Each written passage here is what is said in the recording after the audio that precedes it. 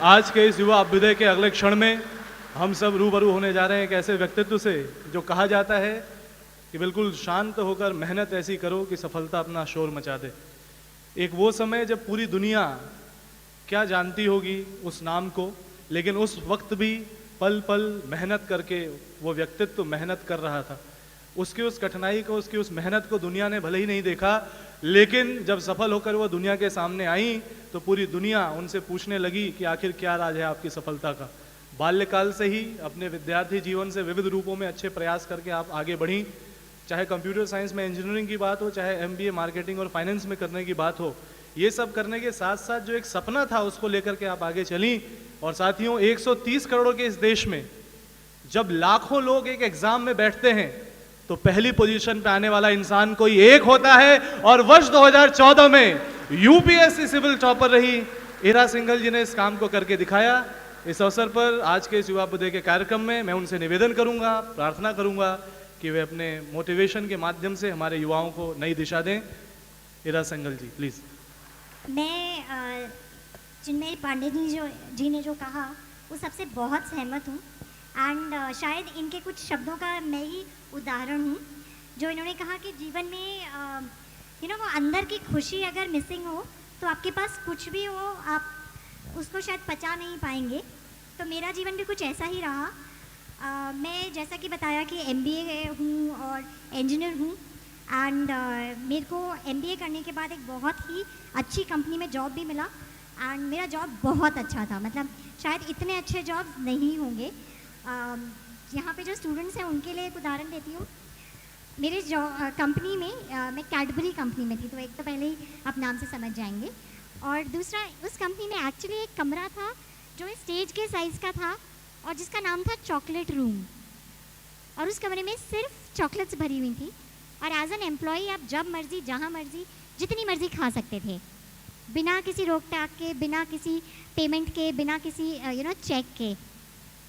और कंपनी जो हो, जब ऐसी वाली कंपनीज होती हैं उन सब में आप जब भी कभी टूर पे जाते हैं तो आप बड़े बड़े होटल्स में रुकते हैं। आपकी कंपनी की मीटिंग्स बड़े बड़े रिजॉर्ट्स में होती है। एंड इतनी सैलरी मिलती है कि आप खर्च नहीं कर सकते।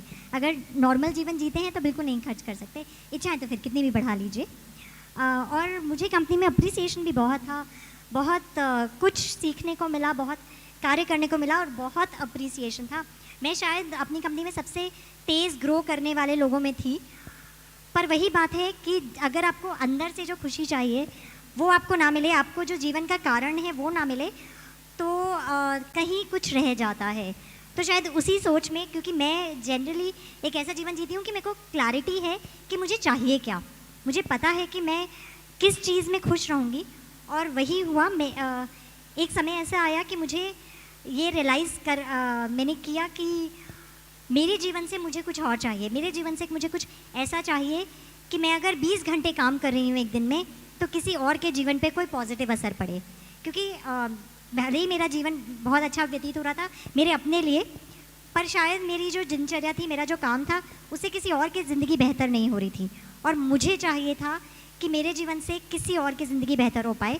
और इसलिए शायद वो छोड़ के मैंने ये डिसीजन लिया कि क्योंकि ये बहुत मुश्किल डिसीजन है। अगर आपके जीवन सेट है, आपका सब कुछ सेटल्ड है, आप अच्छा कमा रहे हो, अच्छा जी रहे हो, काम अच्छा है, आप सब चीज़ ठीक चल रही है, तो ये अंदर की वो छोटी सी चीज़ को रियलाइज़ करना कि क्या आप सच में खुश हो, थोड़ा मुश्किल होता है।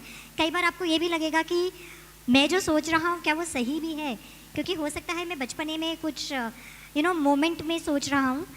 पर आज मैं ये रियलाइज़ करती हूँ कि मैंने जो डिसीजन लिया था वो बिल्कुल सही था और मेरे लिए वही चीज़ सही थी। पर इस बात का ये मतलब नहीं है कि सबके लिए वही चीज़ सही होगी, पर ये बहुत ज़रूरी है कि आप लोग ये रियलाइज़ करो कि आपको अपने जीवन से क्या चाहिए। हम लोग ज़्यादातर अपनी ज़िंदगी और अपने डिसीजंस इस बात पे लेते हैं कि दूसरे लोग क्या सही समझते हैं, और हम ये सोचते हैं उसने उस चीज़ में अच्छा किया तो वो चीज़ मेरे लिए भी अच्छी है। जबकि हम में से किसी भी एक इंसान की ना एबिलिटी सेम है, ना कैपेबिलिटी सेम है, ना एक्सपीरियंस सेम है, ना सोच सेम है, ना इंटरेस्ट सेम है, ना एटीट्यूड सेम है। किसी भी दो लोगों का नहीं हो सकता। तो जो चीज़ मेरे लिए सही है ज़रूरी नहीं है आपके लिए भी हो। तो सबसे बड़ी इंपॉर्टेंट चीज़ यही आ जाती है कि हम लोग ये रियलाइज़ कर पाएँ कि मुझे क्या सही लग रहा है मेरे लिए। किसी और ने अगर अच्छा किया है तो वो चीज़ में आप कैसे अच्छा कर सकते हो। अगर किसी और के टैलेंट्स पे हम जीने लगेंगे, किसी और की परफॉर्मेंस के हिसाब से अपनी परफॉर्मेंस डिसाइड करेंगे, तो कभी खुश नहीं रह सकते।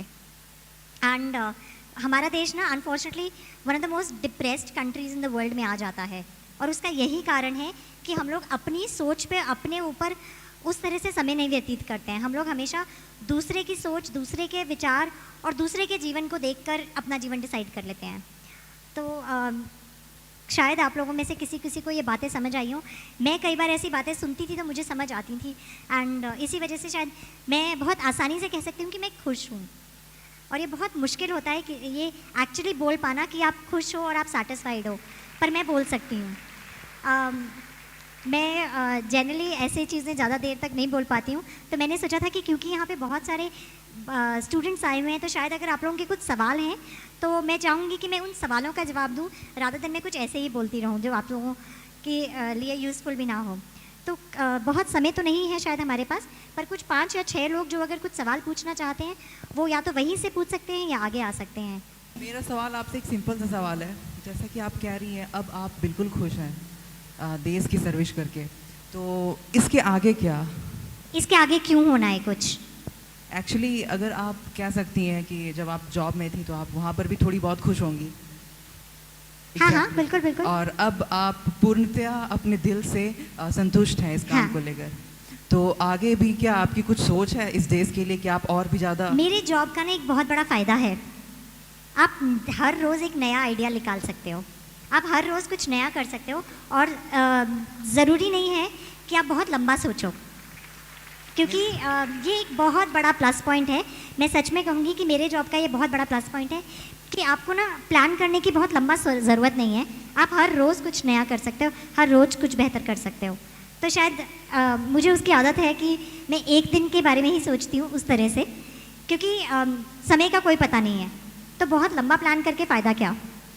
आपको ये तक नहीं पता आप कल सुबह उठोगे कि नहीं, तो क्या फ़ायदा? तो आज के लिए सोचो, आज जितना कर सकते हो उतना करो। आज के परिदृश्य में हम देखते हैं कि उस पे प्रशासन पे शासन हो रहा है, तो ऐसी स्थिति में हम कुछ कर नहीं पाते, क्योंकि हर आपने जगह। किसने कहा कि आप कुछ नहीं कर पाते? नहीं, मुझे किसने कहा? मैंने माहौल में देखा है ऐसा। नहीं, ये बहुत गलत सोच है। हाँ। दूसरों को देख के ऐसी चीज़ें नेगेटिव ही क्यों पढ़ते रहते हैं हम? अगर मैं आपको खड़े होकर कह रही हूँ कि मैं कर पाती हूँ, तो आपको विश्वास नहीं है, और मैं करने वाला इंसान बोल रही हूँ, और आप दुनिया के ऐसे ही किसी से सुन के मान रहे हैं। माफ़ी चाहूँगा, लेकिन मेरा सवाल आप क्लियर नहीं हुआ शायद।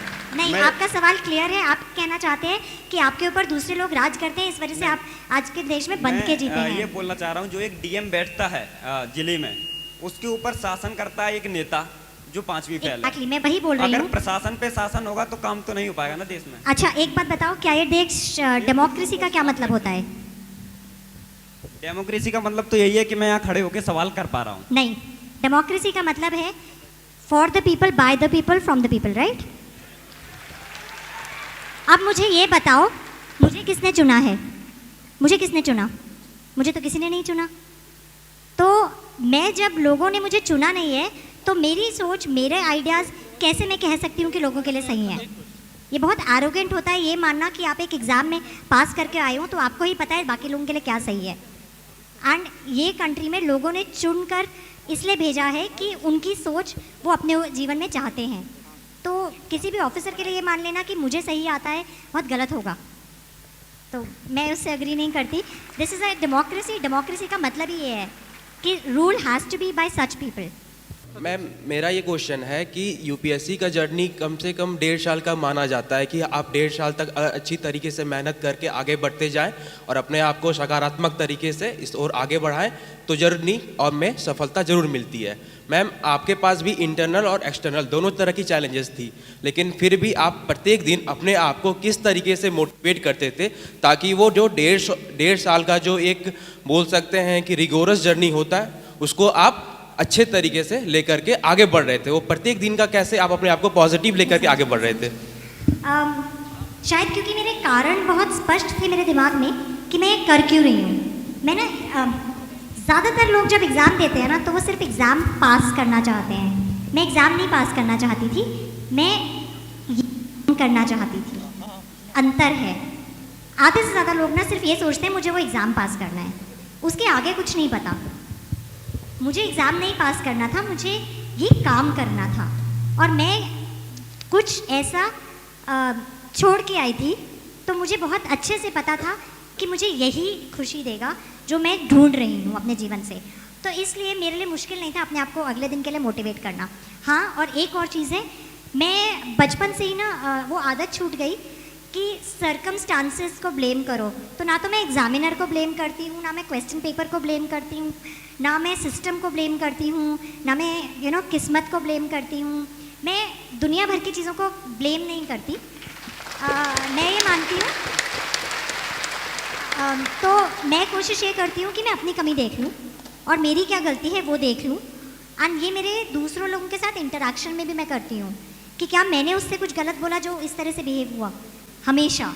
तो मैं हर रिलेशनशिप में, हर चीज़ में अपनी कमी ज़रूर देखने की कोशिश करती हूँ, और उसके बाद तब ना अपने आप को मोटिवेट करना मुश्किल नहीं होता, क्योंकि तो अगर तुम्हारी गलती तुम्हें दिख रही है तो उसे सुधार सकते हो।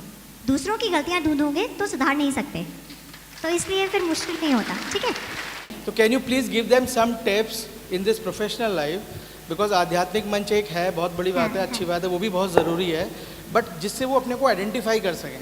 सबसे पहली चीज़ ना, अपनी हर चीज़ में ना वाई क्वेश्चन करना शुरू करो। अपने बारे में भी कोई चीज़ ऐसे ही मत मान लो, हमेशा पूछो क्यों, मैंने ऐसा क्यों सोचा, मैंने ऐसा क्या सोचा। एंड अपनी जो कमी है ना उसको एक्नॉलेज करना शुरू करो। मैं गलत हूँ ये मानना शुरू करो। मैं जेलस हूँ, मुझे मेरी ईगो प्रॉब्लम है, मुझे ज़्यादातर कुछ ऐसी ही चीज़ें होती हैं। फॉर एग्ज़ाम्पल एक छोटी सी चीज़ देती हूँ, आप ये मानते हैं कि वो इंसान ख़राब है, पर सोचते नहीं मैं ऐसा क्यों बोल रहा हूँ कि वो इंसान ख़राब है। बहुत कम लोग हैं जो ये क्वेश्चन करते हैं कि मैं उसको ख़राब मान क्यों रहा हूँ। ज़्यादातर 2-3 चीज़ें होती हैं। पहला, उसने कुछ ऐसा किया कि तुम हर्ट हो गए, ठीक है, तो वो इंस्टेंस याद करो और फिर उस चीज़ में सोचो कि क्या ये एक्चुअली में ऐसे ही हुआ था, क्या मेरे कुछ एक्शंस थे, या उसने ऐसा किया तो किया क्यों। दूसरा, आप जेलस होते हो, आप उसकी किसी अचीवमेंट से या उसके पास किसी चीज़ से जेलस हो, पर आप वो मानने को तैयार नहीं हो, क्योंकि तो मिनट आपने वो मान लिया, उस समय आपने ये मान लिया कि आप किसी चीज़ में कम हो। पर जब तक आप ये नहीं मानोगे आपको अपनी पॉजिटिव नहीं दिखेगा। अगर आप ये मान लोगे कि मैं उस चीज़ में उनसे पीछे हूँ, उसके बाद ही आप ये सोच पाओगे मैं बेटर किस चीज़ में हूँ, तो थोड़ा सा आपका सेल्फ कॉन्फिडेंस वहीं बढ़ जाएगा। और ज़्यादातर यही 2 सिचुएशंस होती हैं, या फिर मतलब आपने कुछ ऐसा कर दिया कि आप एम्बैरेस हो। काफ़ी बार अपनी ही गलती को हम दूसरे पे डालते जाते हैं और नेगेटिविटी फैलाते जाते हैं। तो सबसे बड़ी प्रॉब्लम ये है, we need to start thinking why, क्यों, ऐसा क्यों है, इसकी ज़रूरत क्यों है, ऐसा सोचा क्यों गया, ऐसा मैंने क्या किया। अपने आप को जब तक आप क्वेश्चन नहीं करोगे तब तक ऐसी दुनिया रहेगी और कुछ बड़ा नहीं कर पाओगे कभी भी।